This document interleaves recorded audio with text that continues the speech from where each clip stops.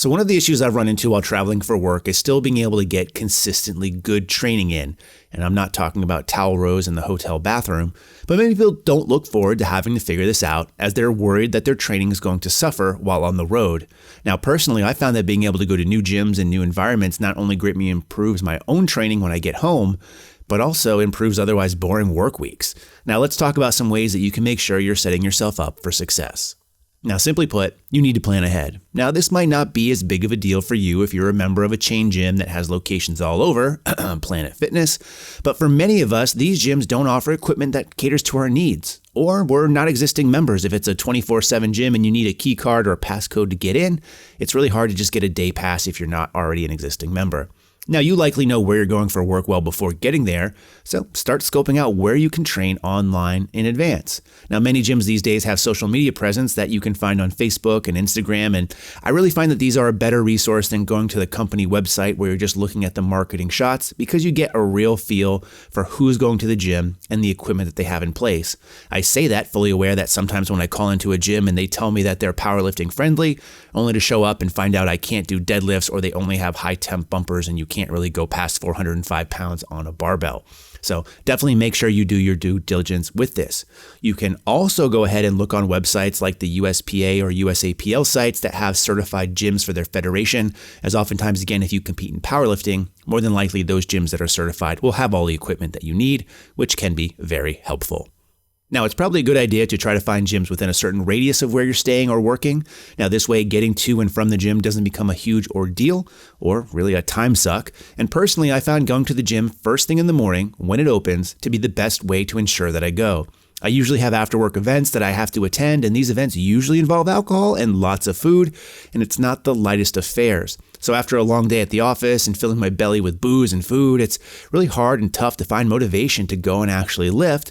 But being able to go first thing in the morning not only invigorates me for the rest of the day and I get a sense of accomplishment, but since it's early, the gym is usually pretty empty and you're not dealing with that after work rush hour. Now, for some of these gyms, they open very early. So again, it's important to ensure that you can gain access at that time, make sure that it's staffed. So be sure again to call ahead and figure out if there's a person working the desk or if you need some kind of code or key pass to get in.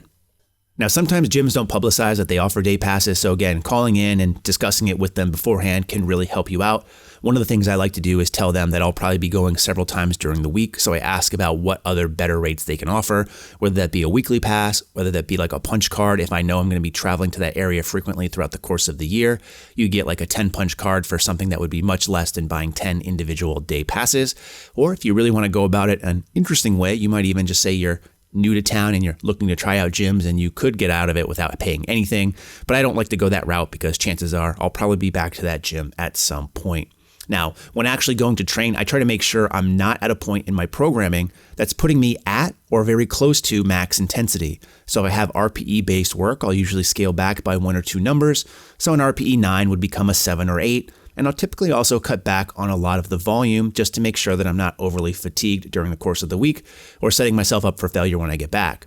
Because in some instances, I might completely skip accessory work outside of my main compounds and limit fatigue and the time spent in the gym, only because in the past, again, I've pushed myself to the point where I come back and I need a full deload week just from the traveling week, because being on your feet all day for work, sleeping in a hotel, eating bad food, going out more often for drinks can really just take a toll on your body. It just not might be immediate. So this is another reason why I really prefer RPE work versus percentage-based, just because you can really go based off how things feel. Now, lastly, use this opportunity to get out and see some new places.